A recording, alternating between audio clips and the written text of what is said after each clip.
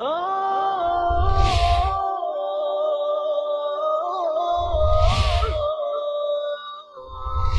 حامل القرآن.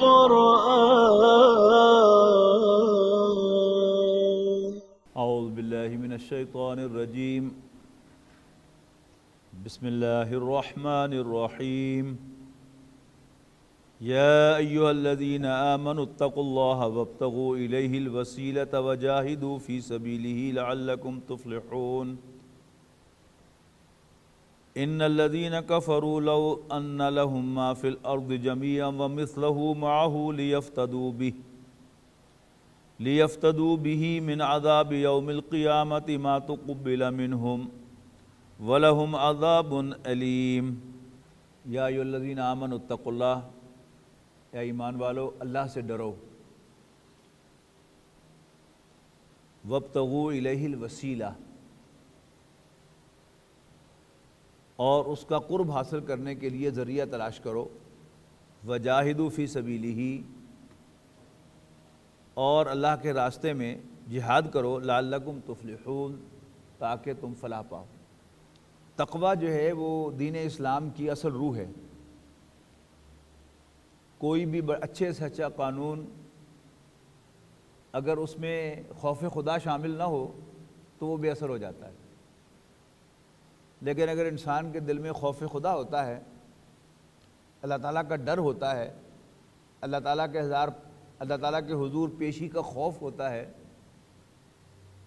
محاسبہ اس کو یاد رہتا ہے، تو پھر تمام معاملات سیدھے رہتے ہیں. قرآن مجید میں بار بار اللہ تعالیٰ سے ڈرنے کا حکم دیا گیا ہے، یہاں تک کہ اسی صورت میں آگے جا کے ہم دیکھیں گے کہ کہا جائے گا کہ بے شک وہ لوگ جو ایمان لائے اور انہیں تقوی اختیار کیا اور پھر ایمان لائے اور اللہ سے ڈرے اور اچھے عمل کیے، پھر فرمایا واتقوا اللہ، اور واتقوا، اور اللہ سے ڈرے، واحسنوا، انہوں نے احسان کی روش اختیار کی. یعنی یہ ایمان کے مراتب ہیں جو حدیث جبرائیل میں نقل ہوئے ہیں. حدیث جبرائیل وہ حدیث ہے کہ جس میں رسول اللہ صلی اللہ علیہ وسلم کی صحابہ کرام کے درمیان موجودگی میں ایک صاحب سفید کپڑوں میں آئے. حضرت عمر اس کے راوی ہیں کہ ان کے کپڑوں پر کوئی گرد و غبار نہیں تھا جس سے معلوم ہوتا تھا کہ ابھی مدینہ منورہ ہی سے اٹھ کر آئے ہیں. اس لیے کہ اگر دور دراز سے آئے ہوتے تو کپڑوں پر گرد و غبار ہوتا، لیکن ہم میں سے کوئی انہیں پہچانتا نہیں تھا، جس سے ایسا معلوم ہوتا تھا کہ باہر کے آدمی ہیں. یعنی ایک کنٹراڈکشن ایک بظاہر تھی کہ ہم میں سے کوئی جانتا نہیں، شوئنگ کے باہر کا آدمی ہے، لیکن کپڑے بالکل سفید، گرد سے بالکل پاک ہیں، جس کا مطلب ہے کہ شہر سے آئے ہیں. تو صفیں چیرتے ہوئے عین رسول اللہ صلی اللہ علیہ وسلم کے سامنے جا کر بیٹھ گئے اور اپنے گھٹنے رسول اللہ صلی اللہ علیہ وسلم کے گھٹنوں کے ساتھ لگا دیے اور اپنے ہاتھ رسول اللہ صلی اللہ علیہ وسلم کے گھٹنوں پر رکھ دیے. اب یہ ذہن میں رکھیے گا کہ حضرت عمر اس کے راوی ہیں کہ کتنا ان کا خون کھول رہا ہوگا کہ یہ کون بدتمیز آدمی ہے کہ جو رسول اللہ صلی اللہ علیہ وسلم کے سامنے اس طرح جا کے بیٹھ گیا ہے. لیکن چونکہ جانتے پہچانتے نہیں تھے، لہٰذا ایک انتظار کی حالت منتظرہ، ویٹ اینڈ سی پالیسی پر عمل کرتے ہوئے کوئی بولا نہیں، کسی نے ریئیکٹ بھی نہیں کیا. اور آ کر انہوں نے رسول اللہ صلی اللہ علیہ وسلم سے کچھ سوال پوچھنے شروع کر دیا.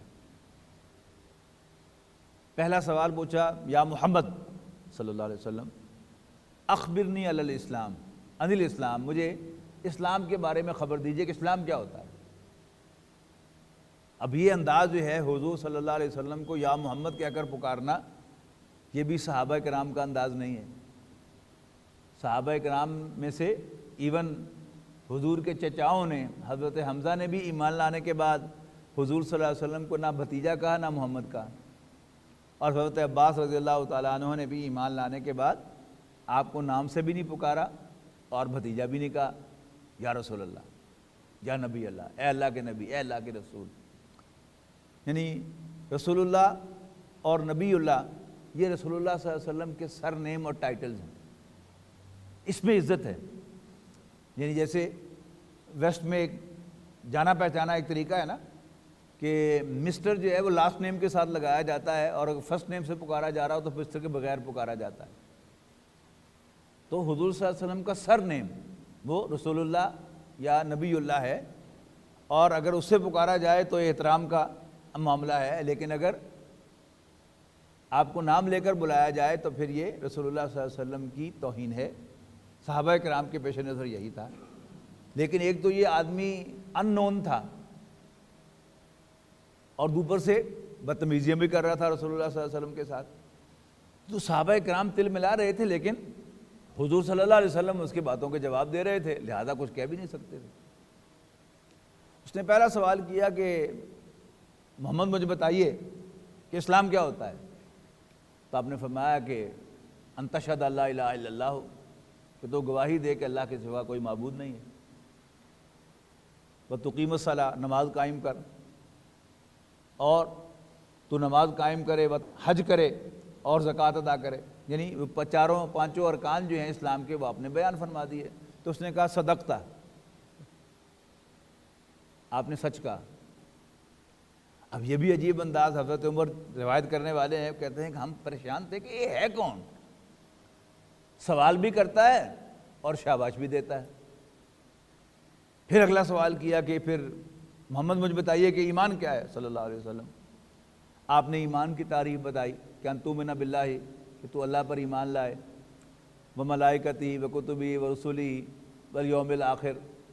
یعنی وہ تمام ایمان مفصل کے الفاظ آتے ہیں، تقریباً وہی الفاظ آپ نے دہرائے. پھر اس نے کہا صدقتا، آپ نے سچ کہا.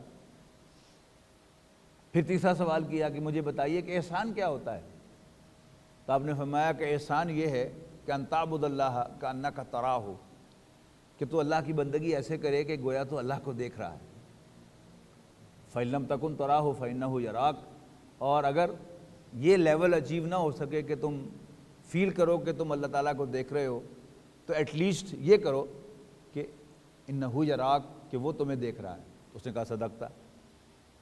تو یہ تین لیولز جو ہیں ایمان کے. پہلا لیول کیا ہے ایمان کا کہ انسان بس کلمہ پڑھ لے، اللہ اور اس کے رسول کو مان لے. دوسرا لیول کیا ہے؟ انسان کو اس پر یقین حاصل ہو جائے، اور جب یقین حاصل ہوتا ہے تو عمل میں لازماً تبدیلی آتی ہے. لہذا دوسرے سٹیپ میں ہم وہ پڑھیں گے انشاءاللہ آیت تفصیل سے جا کر.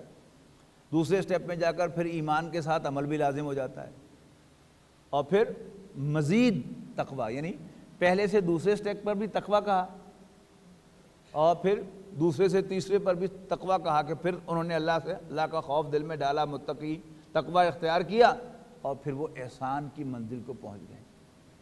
تو یہاں فرمایا جا رہا ہے کہ یا ایھا الذین آمنوا اتقوا اللہ، اے ایمان والو اللہ سے ڈرو. وابتغوا الیہ الوسیلہ، اور تلاش کرو اللہ کا قرب. یہ وسیلہ جو ہے یہ ان الفاظ میں سے ایک ہے کہ جو عربی میں اور اردو میں استعمال ہوتے ہیں لیکن مختلف معنوں کے ساتھ. مثلا غریب کا لفظ جو ہے یہ عربی زبان کا لفظ ہے، لیکن اردو میں یہ تنگ دست کے معنوں میں آتا ہے، لیکن عربی میں یہ مسافر یا اجنبی کے معنوں میں آتا ہے. جیسے رسول اللہ صلی اللہ علیہ وسلم نے ارشاد فرمایا کہ بدأ الاسلام غریبا، اسلام کی ابتدا ہوئی اس حالت میں کہ وہ غریب تھا، اجنبی تھا. وَسَيَعُودُ كَمَا بَدَا، اور عنقریب یہ اسی حالت کو لوٹے گا جیسے اس کی ابتدا ہوئی تھی. یعنی اسلام پر عمل پیرا ہونے والا وہ اجنبی سے لگے گا ہے، یہ بھی کوئی کرنے کا کام ہے. دیانتداری کے ساتھ معاملہ کرنا، فیئر ڈیلنگ کرنا. آج کل تو معاملہ یہی ہے نا کہ ہر شخص جو ہے وہ دوسرے کو داؤ لگانے کے چکر میں ہے. اور اگر آج کے دور میں کوئی فیئر آدمی آپ کو ملے تو آپ حیران ہوں گے، ہیں یہ کس زمانے کا آدمی ہے، یہ بھی کوئی کرنے کا کام ہے. لیکن بہرحال ہر دور میں اللہ تعالیٰ کے نیک بندے ہوتے ہی ہیں کہ جو واقعتاً فیئر ہوتے ہیں to the best of its reality. ہمارے ایک دوست ہیں، بزرگ ہیں، وہ انگریزی کے ایسوسیٹ پروفیسر ریٹائر ہوئے ہیں، تو جب میں کبھی ان کے ہاں جاتا تھا کسی کام سے تو ٹیوشن پڑھا رہے ہوتے تھے اگر بچوں کو، تو وہ میری بات سننے کے لیے دروازے پر آتے تھے اور گھڑی دیکھتے تھے۔ آپ اندازہ لگا سکتے ہیں کیوں گھڑی دیکھتے تھے؟ اگر 5 منٹ میں نے ان کے لیے ہیں تو جن بچوں کو وہ ٹیوشن پڑھا رہے ہیں ان کو وہ 5 منٹ فالتو دیتے تھے، اور ان کا کہنا ہے کہ اپنی ساری سروس کے دوران نہ کبھی میں 5 منٹ لیٹ کلاس میں گیا ہوں اور نہ میں نے کبھی 5 منٹ پہلے کلاس چھوڑی ہے، تاکہ میری ساری کی ساری تنخواہ جو ہے وہ حلال ہو۔ آج آپ کو کتنے بندے ملتے ہیں ایسے؟ اجنبی ہے نا؟ تو رسول اللہ صلی اللہ علیہ وسلم آیا کہ اسلام کی ابتدا ہوئی اس حال میں کہ وہ اجنبی تھا، اور ان قریب وہ اسی حال کو پہنچے گا جیسے اس کی ابتدا ہوئی تھی۔ فطوبى للغرباء، تو مبارکباد ہے، خوشخبری ہے اجنبیوں کے لیے جو اسلام پر عمل پیرا ہوں، خوف خدا کا مظاہرہ کریں اور زمانے میں اجنبی ہو جائیں۔ ساری دین کی جتنی باتیں ہیں آج کیا ہیں؟ اجنبی ہیں۔ حلال پر اکتفا کرنا اور یہ سوچنا کہ یہ میری تنخواہ جو ہے یہ میں حلال کر رہا ہوں کہ نہیں کر رہا۔ کتنے لوگ آج ہم میں سے کنسلٹنٹس، نبی اکرم صلی اللہ علیہ وسلم نے فرمایا کہ المستشار مؤتمن، جس سے مشورہ مانگا جائے کنسلٹنٹ، وہ ایسے ہی ہے جیسے اس کے پاس امانت رکھوائی جائے۔ اور جتنے بھی پروفیشنلز ہیں، وہ ڈاکٹرز ہوں، ڈینٹسٹ ہوں، وکلاء ہوں، یا کسی اور پروفیشن سے تعلق رکھتے ہوں، ان میں سے کتنے امانت سمجھ کر مشورہ دیتے ہیں۔ ہر شخص جو ہے وہ داؤ لگانے کے چکر میں اپنے کلائنٹ کو شکار سمجھتے ہیں کہ چلو شکار پھنس گیا ہے لہذا اس کی کھال ادھیڑ لی جائے، اس پر جتنی زیادتی میں کر سکتا ہوں کر لی جائے۔ اور صرف پاکستان میں ہی نہیں ہے یہ، امریکہ میں ایک صاحب نے بتایا کہ ان کا کہیں سڑک پر جاتے ہوئے میں ہلکا پھلکا ایکسیڈنٹ ہو گیا، تو قریب ایک ہاسپٹل میں چلے گئے تو ان کے پاس انشورنس تھی، میڈیکل انشورنس، تو انہوں نے کارڈ وہاں پر دکھایا، ان کا تھوڑا سا چیک اپ جو ہے وہ ہو جائے۔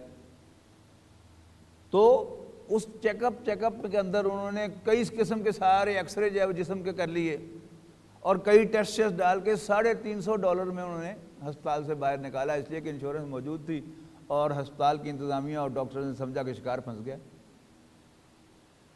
تو امانت داری یہ خوف خدا کے بغیر نہیں آ سکتی، ورنہ بعض ایریاز میں دیانتداری آپ کو ان ممالک میں نظر آئے گی کہ آپ کو چیز خریدنے جائیں گے، باہر جو انگریڈینٹس لکھے ہوئے ہوں گے وہی اندر ہوں گے، لیکن ان ممالک کے اندر بھی جہاں ان کا داؤ لگے گا خوب چلائیں گے۔ اور بڑا مزہ خیز بات ہے کہ ڈرائیونگ انشورنس ہے تو اگر آپ نے کلیم کیا ہے تو پھر آپ کا پریمیم بڑھ جاتا ہے، تو پھر انشورنس ہے کس چیز کی؟ آپ کا تھوڑا ایکسیڈنٹ ہو گیا، کوئی ڈیمیج ہو گیا تو اس ڈیمیج کو تو وہ پے کرے گی انشورنس کمپنی، لیکن ساتھ ہی آپ کا پریمیم بڑھا دے گی۔ کیوں؟ اب کیونکہ قانون کے اعتبار سے جو بھی ڈرائیور ہے اس کی انشورنس ضروری ہے، لہذا داؤ لگائیں گے آپ کو، آپ بھی مجبور ہیں، لہذا آپ کی مجبوری کا فائدہ اٹھائے گی انشورنس کو۔ تو تقویٰ جو ہے یہ ہمارے دین کی اصل روح ہے۔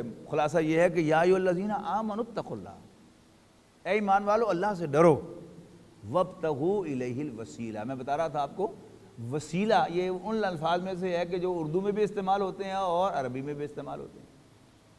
اردو میں اس کا مطلب ہے میڈیم، یعنی دو چیزوں کے درمیان جو بھی رابطہ کرانے والا ہے وہ کیا ہے؟ وہ وسیلہ ہے۔ لیکن عربی میں اس کا مطلب ہے قرب،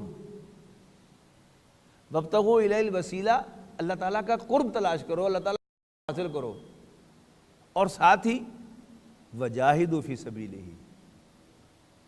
اور اللہ تعالیٰ کا قرب حاصل کرنے کا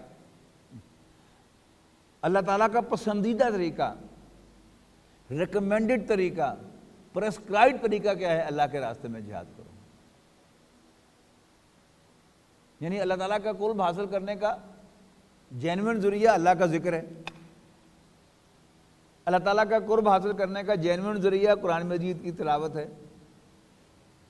اللہ تعالیٰ کا قرب حاصل کرنے کا جینوئن طریقہ نماز بھی ہے، لیکن گارنٹیڈ طریقہ جو ہے کہ جس پر اگر تم چلو گے تو اللہ تعالیٰ تمہارے گناہوں کو بخش دے گا، اور اگر تم نے اپنا جان بھی پیش کر دی جہاد میں تو پھر بغیر حساب کتاب کے تم جنت میں داخل کر دیے جاؤ گے۔ قرب حاصل کرنا نا اللہ تعالیٰ کا۔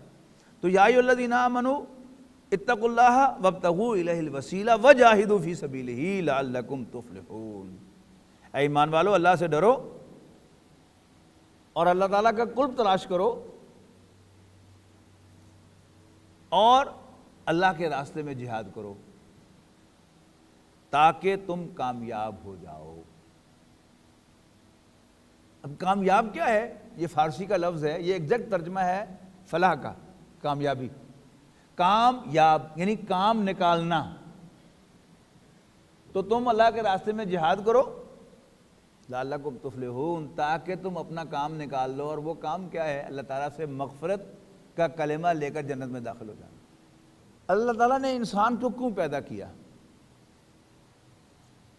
اس میں ہمارے جو عام دانشور ہیں ان کا ویو اور ہے، اور جو دیندار لوگ ہیں ان کا ویو اور ہے۔ خواجہ میر درد رحمہ اللہ نے ایک شعر کہا تھا، اور شاعر جو ہے وہ کچھ نہ کچھ مبالغہ کرتا ہی ہے، شاعری اسی کا نام ہے کہ درد دل کے واسطے پیدا کیا انسان کو، درد دل کے واسطے پیدا کیا انسان کو، ورنہ طاعت کے لیے کچھ کم نہ تھے کروبیاں۔ اللہ تعالیٰ کے فرشتے اللہ تعالیٰ کی اطاعت تو کر ہی رہے تھے، لیکن اللہ تعالیٰ نے انسان کو انسانی ہمدردی کے لیے پیدا کیا۔ لیکن خواجہ میر درد انسان کے خالق تو نہیں ہے۔ خالق خود کیا کہتا ہے؟ وَمَا خَلَقْتُ الْجِنَّ وَالْإِنسَ إِلَّا لِيَعْبُدُونَ، میں نے جنوں اور انسانوں کو اس لیے پیدا کیا ہے کہ وہ میری بندگی کریں۔ تو ویلڈ بات کس کی ہوگی، خواجہ میر درد کی یا خالق انسان کی؟ خالق انسان کی۔ اس کا یہ مطلب نہیں ہے کہ اسلام میں انسانی ہمدردی نہیں ہے، نہیں۔ نبی اکرم صلی اللہ علیہ وسلم کے ایک فرمان نے بات بالکل کرسٹل کلیئر کر دی، من احب للہ وابغض للہ واعطى للہ ومنع للہ فقد استکمل الایمان، کہ جس نے کسی سے محبت کی تو اللہ کے لیے، اور کسی سے نفرت کی، بغض رکھا تو بھی اللہ کے لیے، کسی کو کچھ دیا تو بھی اللہ کے لیے، اور کسی کو دینے سے رکا تو بھی اللہ کے لیے، تو اس نے اپنے ایمان کی تکمیل کر لی، اس نے اپنا ایمان کامل کر لیا۔ تو انسانی ہمدردی کے لیے کام کرنا اللہ تعالیٰ کی انسٹرکشن کے تحت، اس سے بہتر کام کوئی نہیں۔ لیکن اللہ تعالیٰ کی انسٹرکشن کے بیونڈ کوئی انسانی ہمدردی کا کام کرنا، یہ کیا ہے؟ یہ اللہ تعالیٰ کو پسند نہیں۔ اب جہاد اصل میں کیا ہے؟ اللہ کے راستے میں جہاد، قتال، اللہ کے راستے میں لڑنا، اس میں انسانوں کا خون آپ بہاتے ہیں۔ جنگ کیوں کی جاتی ہے؟ دشمن کو قتل کرنے کے لیے۔ اب اگر آپ کا صرف وہ ویو ہے کہ درد دل کے واسطے پیدا کیا انسان کو، تو پھر تو آپ کو یہ گناہ کا کام نظر آئے گا۔ اور اگر آپ اللہ کے بندے ہیں اور اللہ کا حکم ہے کہ اللہ کے راستے میں جہاد کرو، تو پھر آپ کو اگرچہ آپ کی طبیعت آمادہ نہیں ہوگی، آپ کا دل نرم ہوگا، آپ کسی پر زیادتی کرنا پسند نہیں کرتے، کہ اللہ کا حکم ہے کہ لڑو ان کے ساتھ، میرے دشمنوں کے ساتھ، تو پھر اللہ تعالیٰ اس پر راضی ہوگا۔ یعنی ایک کام انسان اپنے چوائس سے کرتا ہے، اور ایک کام انسان اللہ تعالیٰ کے کہنے پر کرتا ہے۔ ان دونوں میں زمین و آسمان کا فرق ہے۔ یعنی انسان کی طبیعت جو ہے وہ تو آمادہ ہونی چاہیے نرم دلی کی طرف، انسانی ہمدردی کی طرف، لیکن سنس میرے رب کا حکم ہے کہ تو میرے راستے میں لڑ، جب میں لڑوں گا تو پھر مجھے یہ واقعتاً اللہ تعالیٰ کا قرب نصیب ہوگا۔ جہاد تو بہت دور کی بات ہے، یعنی ایک بڑا اہم سوال ہے کہ اللہ تعالیٰ کا قرب۔ میں اپنے گریبان میں جھانکتا ہوں، اپنے دل کو ٹٹولتا ہوں، تو محسوس ہوتا ہے کہ بس میں مسلمان تو ہوں، اللہ اور اس کے رسول کو مانتا ہوں، لیکن اللہ تعالیٰ کے ساتھ کوئی اٹیچمنٹ نہیں ہے، اللہ تعالیٰ کا قرب وہ میں اپنے دل میں فیل نہیں کرتا۔ ہم سب اپنے دلوں کو ٹٹولیں گے تو ایسا ہی معاملہ ہوگا۔ اب سوال کہ پھر اس کا حل کیا ہے؟ کیسے ہم اپنے دل میں اللہ تعالیٰ کو قریب محسوس کریں کہ اللہ تعالیٰ ہمارے پاس ہے؟ اس کے لیے جہاد تو خیر آخری ہے نا، کہ انسان اپنی جان کا نذرانہ بھی پیش کر دے اللہ تعالیٰ کے حضور۔ ٹو سٹارٹ ود کوئی چھوٹے سے چھوٹا کام جس میں آپ کی اور کوئی غرض نہ ہو، بلکہ آپ کے مزاج کے خلاف ہو، لیکن آپ اللہ تعالیٰ کو راضی کرنے کے لیے کریں، تو آپ انشاءاللہ اس چھوٹے سے چھوٹے کام سے بھی اپنے دل میں اللہ تعالیٰ کا قرب محسوس کریں۔ الفاظ مختلف ہیں، کوئی سو کہے گا کہ آپ کو روحانیت محسوس ہوگی اپنے دل میں، کوئی کہے گا جب نورانیت محسوس ہوگی۔ بات ایک ہی ہے کہ جب اللہ تعالیٰ کا قرب حاصل ہوگا تو آپ کو اپنے دل میں روشنی نظر آئے گی، آپ جو ہیں وہ موٹیویٹڈ محسوس کریں گے، اسٹرانگ محسوس کریں گے اپنے اندر، اور یہی فلاح ہے۔ کامیابی کیا ہے؟ یعنی کسی غلام کی کامیابی اپنے رب کو راضی کرنا ہوتا ہے۔ جیسے کسی امپلائی کی کامیابی کیا ہے کہ اپنے امپلائی کو راضی کر لے، اور کسی بندے کی، کسی غلام کی کامیابی کیا ہے کہ وہ اپنے آقا کو راضی کر رہے۔ اللہ تعالیٰ ہمارا رب ہے، ہم اس کے بندے ہیں، اور جب اللہ تعالیٰ کو راضی کرنے کے لیے ہم کچھ کریں گے تو وہ واقعتاً اپریشیٹ کرے گا اور ہمیں اپنے قرب کا احساس دے گا۔ ان الذین کفروا، بے شک وہ لوگ جنہوں نے کفر کیا، یعنی کافر، لو ان لہم ما فی الارض جمیعا، کہ اگر ان کے پاس ہو وہ سب کچھ جو زمین میں ہے، ومثلہ معہ، اور اس جیسا اور بھی،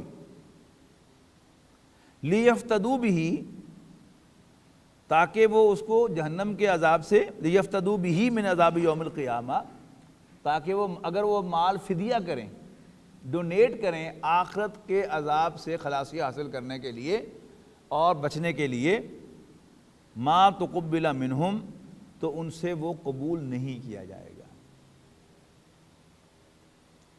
کافر کے جو کام ہیں دنیا میں اچھے کام، قرآن مجید نے ایک سے زائد مقامات پر اس بات کو واضح کی ہے کہ اللہ تعالیٰ انہیں دنیا ہی میں کمپنسیٹ کرے گا۔ ایک حدیث مبارکہ میں رسول اللہ صلی اللہ علیہ وسلم نے ارشاد فرمایا کہ قیامت کے دن سب سے پہلے 3 آدمیوں کا حساب پیش ہوگا۔ پہلا سخی، جس نے بڑی سخاوت کی، مال دیا، کنٹریبیوٹ کیا، اللہ تعالیٰ اسے پوچھے گا، اس سے کہے گا کہ اپنے احسان جتلا کر کہ میں نے تمہیں یہ کیا، یہ کیا، مال دیا، تم نے میرے لیے کیا کیا؟ تو کہے گا اللہ، اے میرے رب، جیسے تو جانتا ہے کہ میں نے تیرے دیے ہوئے مال میں سے تجھے راضی کرنے کے لیے سخاوت کی، بہت زیادہ، بہت چیریٹی ورک کیا۔ اللہ تعالیٰ کہے گا جھوٹ بولتا ہے تو، کذبتا، تو جھوٹ بولتا ہے۔ انکا آتیتا، بے شک تو نے مال دیا، لتقال سخیا، تاکہ تجھے سخی کہا جائے، وقد قیل، وہ کہا جا چکا، لہذا یہاں پر تمہارے لیے کچھ نہیں۔ فرشتوں کو حکم ہوگا اس کو اوندھ میں گھسیٹ کے جہنم میں ڈال دو، اور پھر ایک عالم لایا جائے گا، اس کو بھی اللہ تعالیٰ اپنے احسان جتلائے گا، اور خاص طور پر یہ کہ میں نے تمہیں اپنی کتاب کا علم دیا، تم نے میرے لیے کیا کیا؟ تو کہے گا کہ اللہ، میں نے تیری کتاب کا علم حاصل کیا اور اسے دوسروں کو پڑھایا تاکہ تو راضی ہو جائے، لترضا۔ اللہ تعالیٰ فرمائے گا تو بھی جھوٹ کہتا ہے، تو نے یہ اس لیے کیا تھا کہ لوگ تجھے عالم کہیں، لتقال قارئا، تجھے قرآن کا عالم کہیں، وقد قیل، وہ کہا جا چکا، لہذا یہاں تمہارے لیے کچھ نہیں ہے۔ اور پھر ایک شہید لایا جائے گا جو دنیا میں اللہ تعالیٰ کے راستے میں لڑتا ہوا قتل ہو گیا تھا، یعنی دنیا میں شہید کہلایا تھا۔ اللہ تعالیٰ اس پر بھی اپنے احسانات جتلائے گا، خاص طور پر یہ کہ میں نے تمہیں طاقت دی تھی، ایک طاقتور جسم عطا کیا تھا، تم نے میرے لیے کیا کیا؟ وہ کہے گا کہ اللہ، میں نے تیرے راستے میں جنگ کی اور جان کا نذرانہ پیش کر دیا، لترضا، کہ تو راضی ہو جائے۔ تو اللہ تعالیٰ سے بھی فرمائے گا تو جھوٹ کہتا ہے، انکا قاتلتا، تو نے جنگ اس لیے کی تھی، لتقال جریا، تاکہ تجھے بہادر کہا جائے، وقد قیل، وہ کہا جا چکا، لہذا یہاں تمہارے لیے کچھ نہیں۔ تو اللہ تعالیٰ کو راضی کرنے کے لیے کرنا. اسی طرح کافر جو ہے اس کے تمام اعمال جو ہیں وہ ہبط ہو جائیں گے. یعنی یہ جو لائن ہے کفر اور اسلام کی، اس کو کراس کرنا ضروری ہے آخرت میں کامیابی حاصل کرنے کے لیے. اور اس لائن پر کیا ہے؟ وہ کلمہ ہے. حضرت محمد مصطفیٰ صلی اللہ علیہ وسلم کو اللہ کا رسول ماننا اور آپ کی لائی ہوئی ہدایت کو آخری ہدایت سمجھنا. جب تک یہ نہیں کرتا کوئی تو وہ جہنم سے لے کر جنت میں نہیں جا سکتا. یہ آپ کو اچھا لگے یا ہمیں برا لگے، نو وے. مالک کا فیصلہ ہے اور مالک کے فیصلے کے سامنے غلام کی کوئی حیثیت نہیں. ہمیشہ ہوتا ہی ہے. وفادار اور باغی میں فرق کیا جاتا ہے. اللہ تعالیٰ کا وفادار کون ہے؟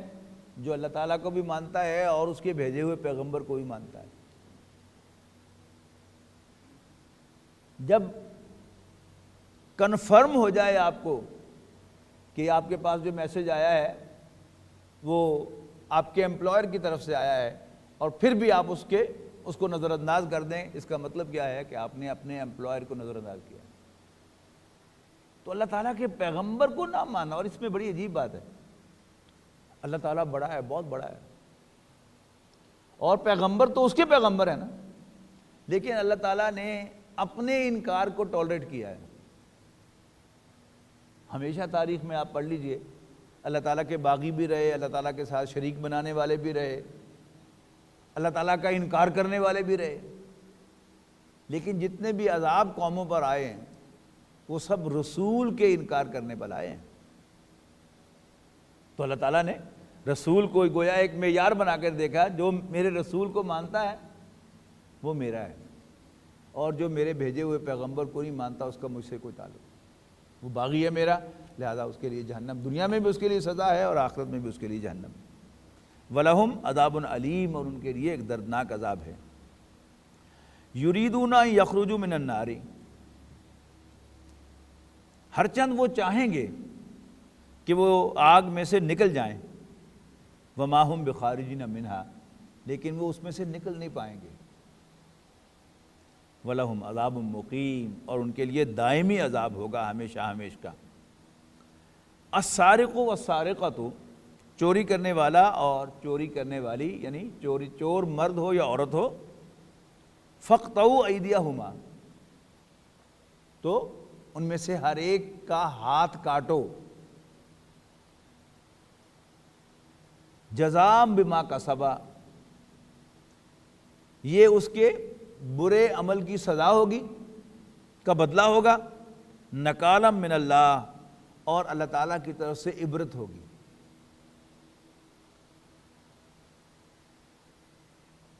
واللہ عزیز حکیم، اور اللہ تعالیٰ بالا دست حکمت والا ہے.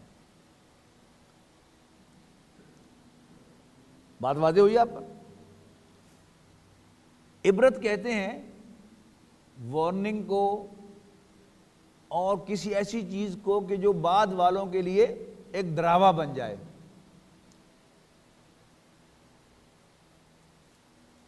چوہدری غلام محمد پرویز نے اس سے ایک نیا ہی مفہوم نکالا ہے. ان کا موقف یہ ہے کہ چور کے ہاتھ کے کاٹنے کے معنی یہ نہیں ہے کہ باقاعدہ اس کے ہاتھ کو کاٹا جائے. اس کا مطلب ہے کہ تم ایسا ایک عادلانہ نظام بناؤ کہ جس میں کوئی شخص اکنامک ایکسپلائٹیشن کا شکار نہ ہو اور اس کو چوری کرنی پڑے، چوری کرنی ہی نہ پڑے. اس میں کوئی شبہ نہیں ہے کہ مسلمانوں کی ذمہ داری ہے کہ وہ اللہ کے دین کو قائم کر کے وہ عادلانہ نظام بنائیں. شاہ ولی اللہ رحمۃ اللہ علیہ نے فرمایا ہے کہ وہ نظام کے جس میں کچھ لوگ معاشی طور پر اتنے بدحال اور پریشان ہوں کہ وہ کولو کے بیر یا لدو اونٹ کی طرح اپنی 2 وقت کی روٹی کے لیے سخت ترین مشقت میں سے گزر رہے ہوں. آپ ان سے کیسے امید کر سکتے ہیں کہ وہ اللہ تعالیٰ کے ساتھ لاؤ لگائیں گے اور اللہ تعالیٰ کی عبادت کریں گے؟ تجھ سے بھی دل فریب ہیں غم روزگار کے۔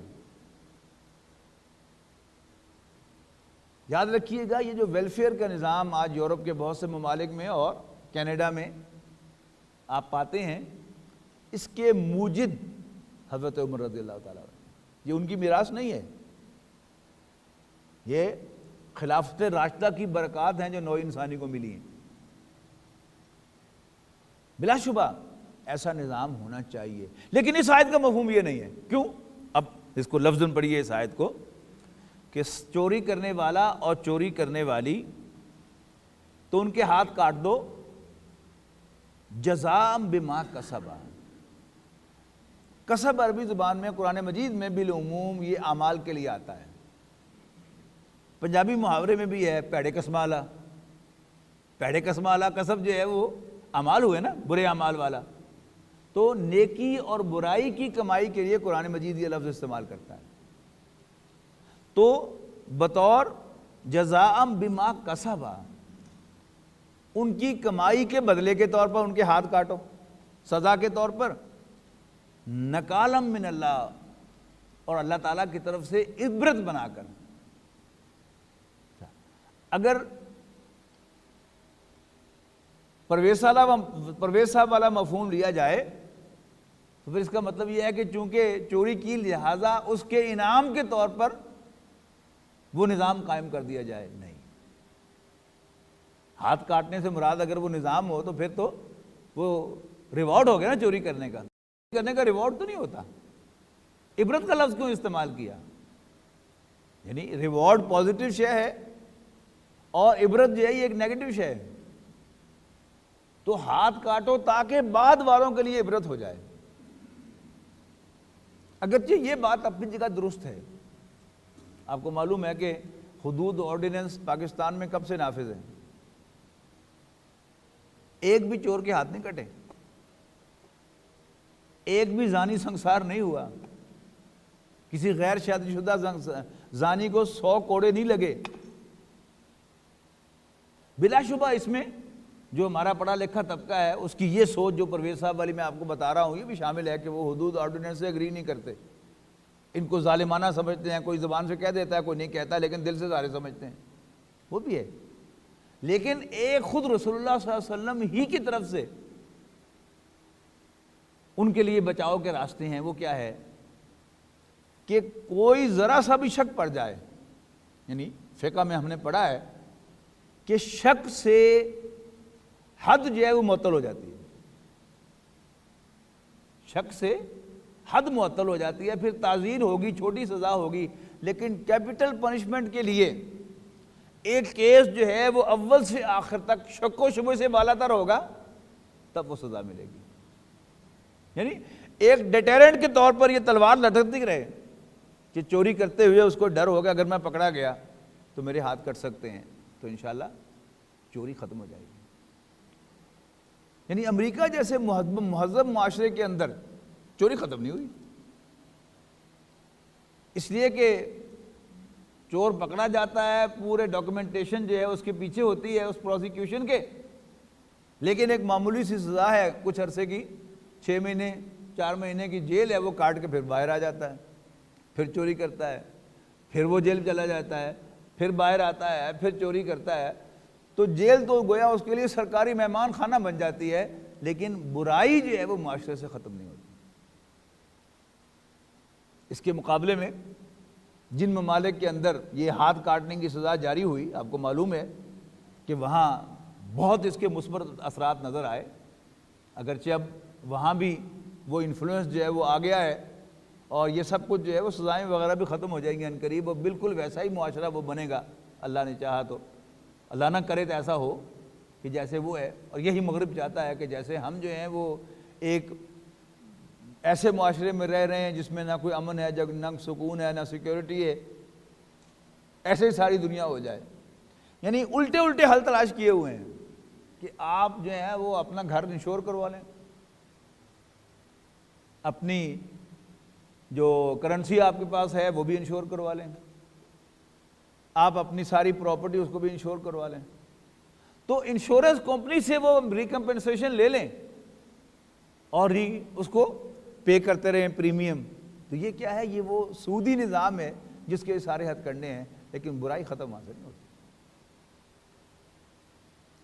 اور اگر آپ ایک ایسے معاشرے کے اندر جہاں دولت کی تقسیم غیر منصفانہ اور غیر مساوی ہو، اگر آپ ان حدود کو نافذ کریں گے، تقاضا تو ہے دین کا، تو کیا ہوگا؟ چوروں کے مال کی حفاظت شروع ہو جائے گی. یعنی ایک وائٹ کالر چور ہے جو لوگوں کو ایکسپلائٹ کر کے دولت کے انبار لگا رہا ہے، اور آپ نے وہاں پر حدود نافذ کر دی، چوری کی سزا نافذ کر دی، اور چوروں کے ہاتھ کٹنے شروع ہو جائیں گے، تو سیکیورٹی کس کو ہوگی؟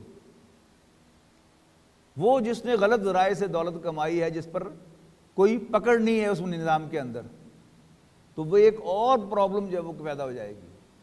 آئیڈیل کیا ہے؟ یہ دونوں چیزیں ساتھ ساتھ چلیں، عادلانہ نظام بھی آئے، اور پھر اس عادلانہ نظام کے اندر جو بھی وائلیشن کرے اس کو سزا بھی دے جائے، تو پھر جا کر پورا کا پورا معاشرہ جو ہے وہ درست ہوگا.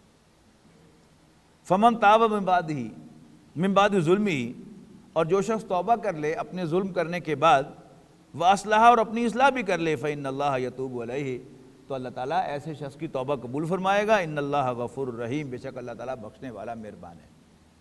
اچھا، اب ان دونوں چیزوں کا آپس میں کوئی تعلق نہیں ہے. یعنی کوئی شخص چوری کر کے کہے کہ میں توبہ میری توبہ میں آئندہ نہیں کروں گا، نہیں.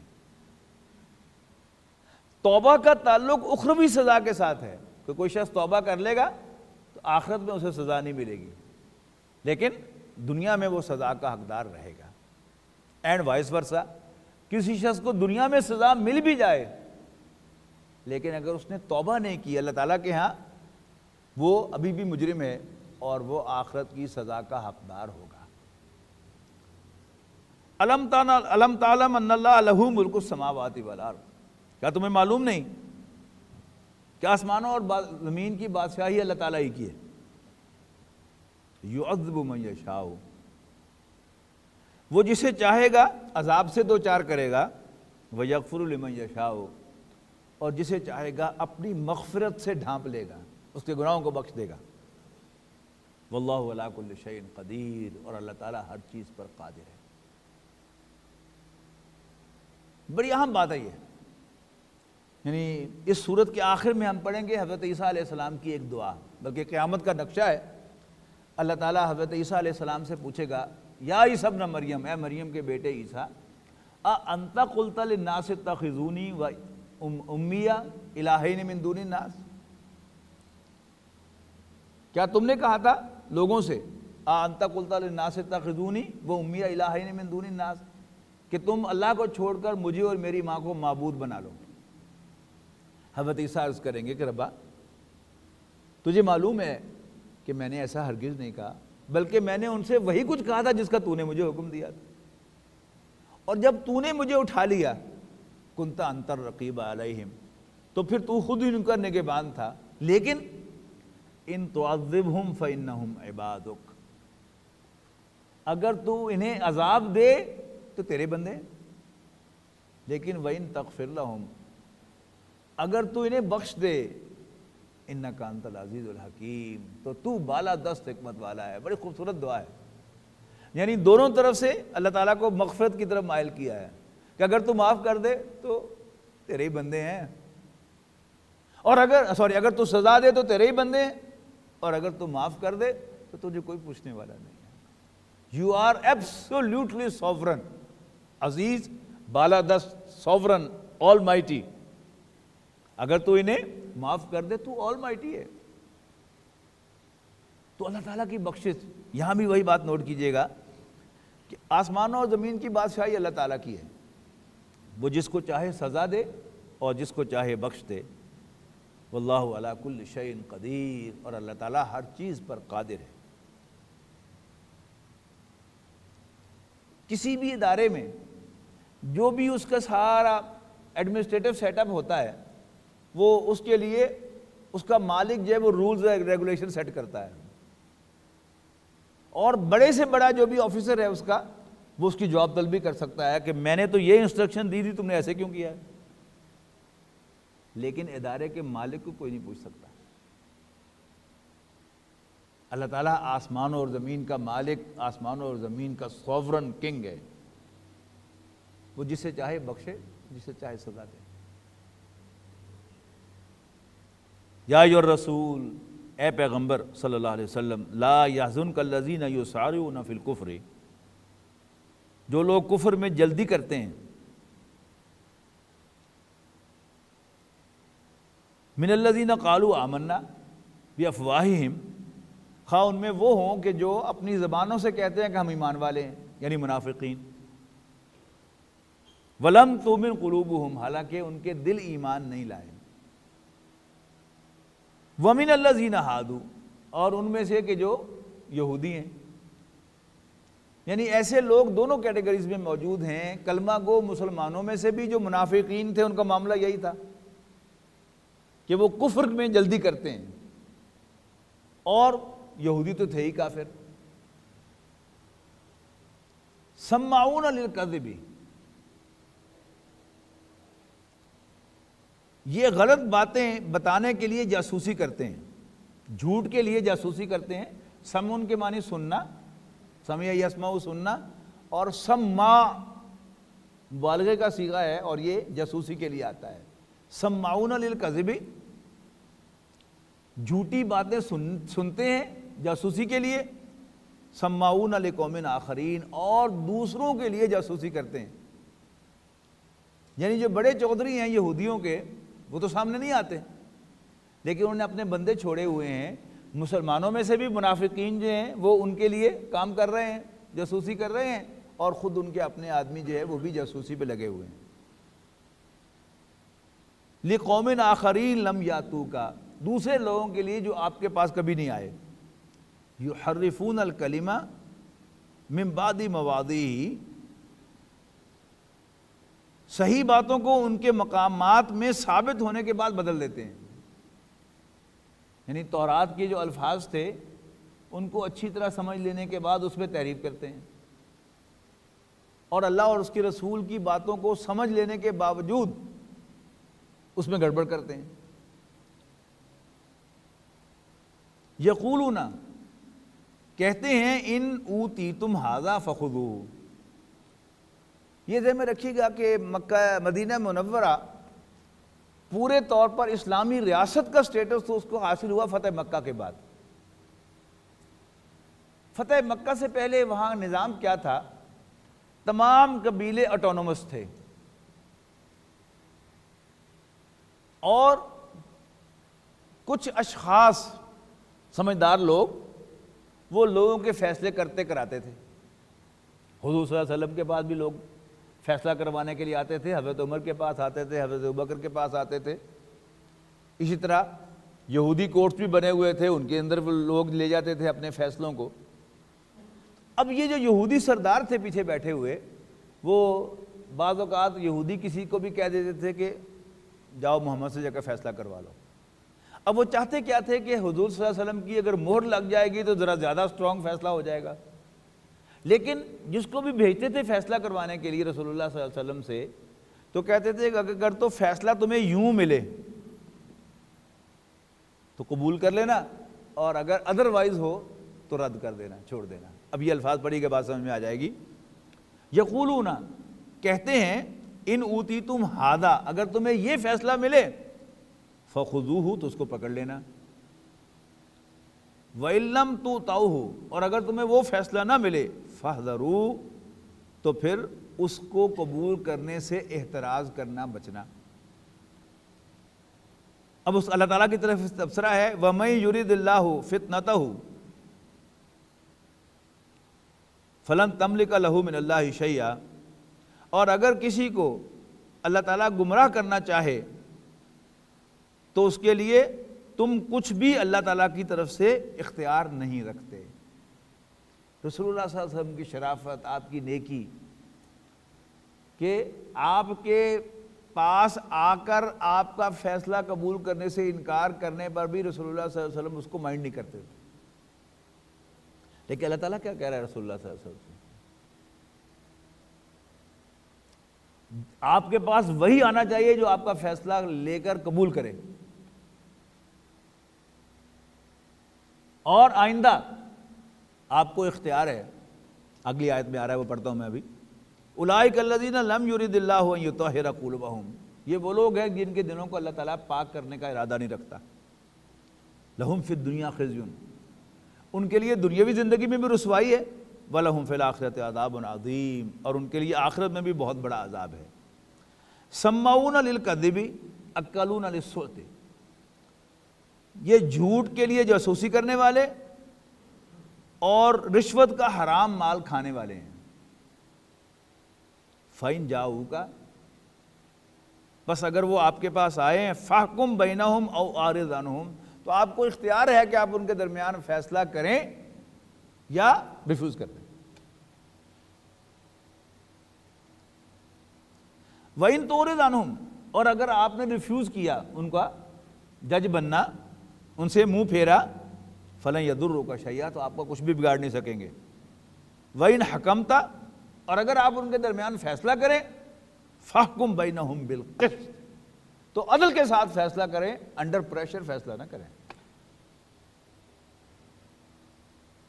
اگر فیصلہ کریں تو عدل کے ساتھ کریں، ورنہ آپ ریفیوز کر دیں ان کا فیصلہ، میری طرف سے اللہ تعالیٰ فرما رہا ہے آپ کو اجازت ہے، لیکن اگر فیصلہ کریں تو پھر عدل کے ساتھ، کسی کو اچھا لگے یا کسی کو برا لگے، کسی کو پسند ہو یا ناپسند ہو۔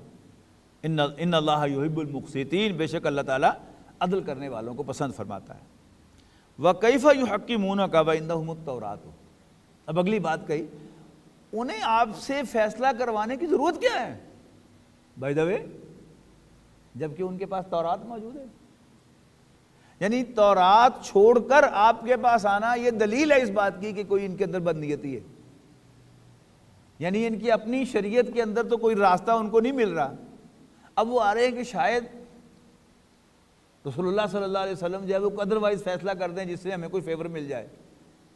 اب اس کی طرف تورات کی طرف توجہ مبذول کروائی جا رہی ہے۔ وَكَيْفَ يُحَكِّمُونَكَ، اور وہ آپ کو کیسے حکم بناتے ہیں، فیصلہ کرنے والا بناتے ہیں، وَعِندَهُمُ التَّوْرَاةُ، جبکہ ان کے پاس تو تورات موجود ہے، فِيهَا حُکم اللہ، جس میں اللہ تعالیٰ کے احکام ہیں۔ ثُمَّ يَتَوَلَّوْنَ مِن بَعْدِ ذَلِكَ، اور یہ اسے جانتے بھی ہیں، پھر اس کے بعد وہ اس سے پھر جاتے ہیں، یعنی پہلے تورات کے حکم سے پھرتے ہیں، پھر آپ سے فیصلہ کروا کر پھر اس سے پھرتے ہیں۔ وَمَا أُولَئِكَ بِالْمُؤْمِنِينَ، ایسے لوگ ہرگز مومن نہیں ہیں۔ یعنی دونوں مومن اس میں آ سکتے ہیں، ایک تو یہ کہ مسلمانوں میں سے جو یہ ایسی حرکت کر رہے ہیں وہ اس کا مطلب ہے کہ آپ کو اللہ کا رسول نہیں مانتے، جو اپنے فیصلے کروانے کے لیے یہودیوں کے پاس جاتے ہیں کہ وہاں سے شاید کچھ مل جائے، فیوریبل فیصلہ مل جائے، تو یہ آپ کے ایمان والے نہیں ہیں۔ اور یہودیوں کو بھی اگرچہ دعوت رسول اللہ صلی اللہ علیہ وسلم کو اللہ کا رسول ماننے کی ہے، لیکن وہ کلیم کیا کر رہے ہیں، ہم تورات کے ماننے والے ہیں، تو ان پر بھی یہ جال چلی جائے گی، اور تورات کے بھی پھر وہ ماننے والے نہیں ہیں اگر وہ تورات کے فیصلوں کو قبول نہیں کرتے۔ بارک اللہ لی و لکم فی القرآن العظیم ونفعنی و ایاکم بالآیات و ذکر الحکیم۔